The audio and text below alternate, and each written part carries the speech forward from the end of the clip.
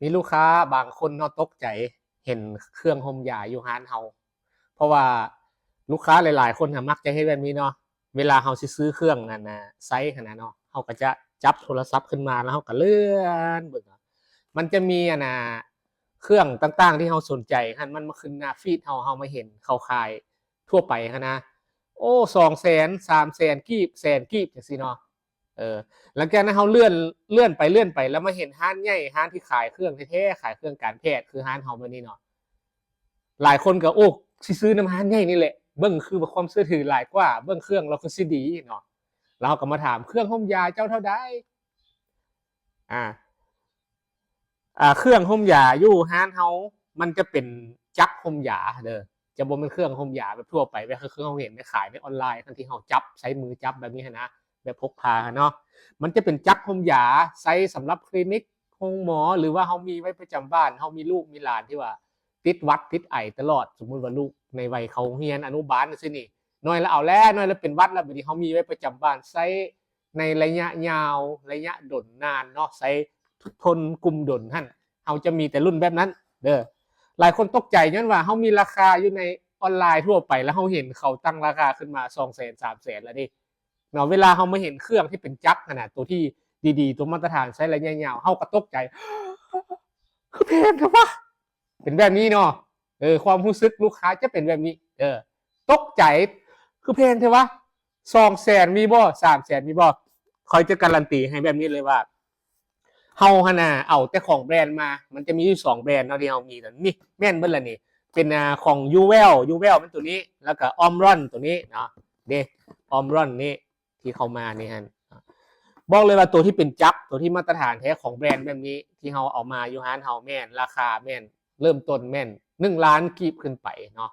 จะบ่มีตัวแสนกีบ200,000 300,000นี่รุ่นที่พกพารุ่นบ่มีแบรนด์อันนั้นนี่คือทั่วไปธรรมดาถามว่าเป็นอย่างที่เอารุ่นนี้เข้ามาบางคนก็บอกว่า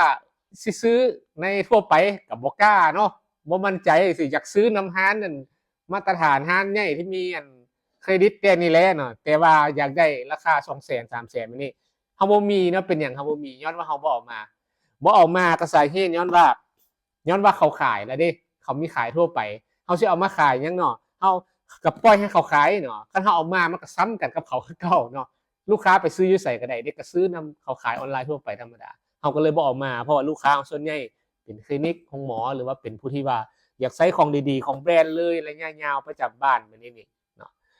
หลายคนก็อาจจะสงสัยว่าเอ้าคือนะบอสันเจ้าซียู่ได้จังไดขนาดเนาะให้เบิ้งเลยเนาะเครื่องแต่ละอย่างมันมีราคาของมันเด้อมันบริเวณราคาแพงคือเครื่องมันตามคุณภาพมันเนาะคือความคุ้มค่าขนาดมันเหมาะสมแล้วถ้าว่าหลายคนคิดว่าโอ้คือแพงแท้แพงพิลึกพิโลแล้วแม่นผู้ใดสิซื้อเนาะสังเกตเบื้องต้นเนาะเครื่องค่อยมีจะเครื่องนี่เนาะเป็นอย่างค่อยคือเอามาหลายแบบนี้ย้อนว่ามันก็ได้ขายตัวเนาะถึงว่ามันจะราคาที่แตกต่างจากเฮาฟาดวาดฝันไว้แต่ว่ามันก็ได้ขายเพราะมันมีคนที่ไซส์ตัวจริงมันมีกลุ่มลูกค้าแท้ๆเนาะผู้ที่เขาอยากใช้ของดีแท้ๆนี่ย่างตั้มนี่ต้องแม่น1ล้านขึ้นไปแล้วเนาะพันปลายแล้วถ้าเป็นเงินบาทนี่บ่คือตัวนี้นี่ก็เนี่ย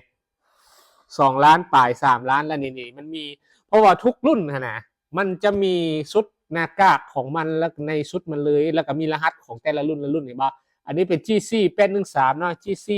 830บ่จะซื้อนี่เด้แต่ละรุ่นแต่ละแบบมันแล้วลูกค้าบางคนก็ถามว่าถ่ายรูปให้เบิ่งแดอยากเบิ่งเครื่องตัวจริงคือมันเป็นกล้องใบนี้มันจะมีสติกเกอร์แล้วก็มีตัวติดเนาะมาจากโรงงานเครื่องผลิตใหม่ๆเฮาบ่สามารถที่จะแกะออกมาได้มีแต่รูปแบบอย่างให้เบิ่งเนาะถ้าว่าลูกค้าสั่งแล้วจึงสามารถที่จะแกะออกมาได้เพราะมันเป็นเครื่องใหม่ทุกอย่างมันอยู่ในกั๊บของมันครบเลยเนาะแต่ว่าถามว่าอยากเบิ่งเครื่องตัวจริงให้ได้อยากเบิ่งเครื่องตัวจริงเข้ามาเบิ่งแบบนี้เลยอันใดคือจักรห่มยานะสิว่าให้ฟังอันใดคือเครื่องห่มยานี่จักรห่มยาคือเป็นจังซี่มันจะมีเครื่องจักรแล้วมีสายต่ออยู่นี่เนาะสายนี้สามารถทอดโอได้ต่อเขาได้แล้วก็มีหน้ากากตัวนี้หน้ากากมันจะมีของผู้น้อย